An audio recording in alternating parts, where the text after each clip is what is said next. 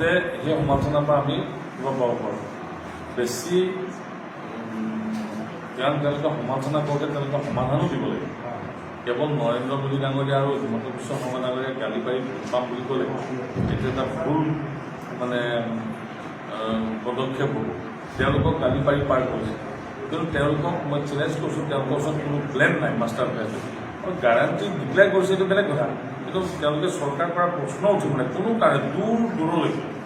তুমি যে চৰকাৰ কৰিব পাৰে বুলি ভাবিব নালাগে বহুত দূৰ দেখা পোৱালৈকে কংগ্ৰেছ ক্ষমতালৈ ইমান সোনকালে নাহে গতিকে তেওঁলোকে বেছি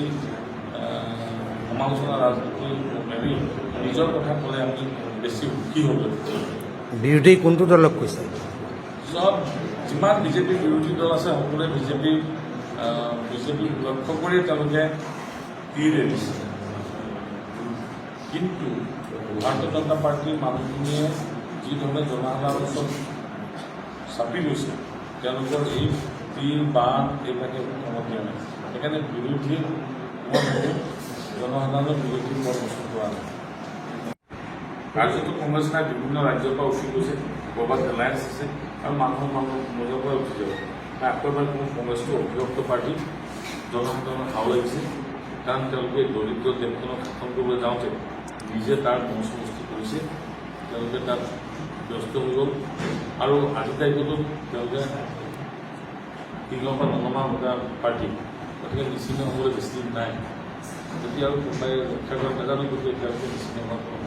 মানে নিশ্চিন্ত হোৱাৰ পক্ষতে আছে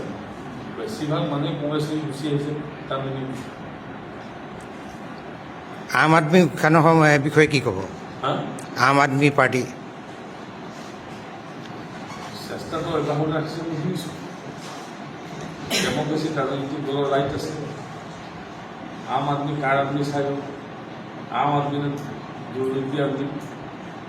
তাত দুৰ্নীতি নোহোৱাকৈ তেওঁলোকৰ এম এল এ মন্ত্ৰীবিলাক জেলত নগ'লে গতিকে আম আদমি সম্পৰ্কে মোৰ একে ধাৰণা নিজে যেনেকৈ কৈছে তেনেকৈ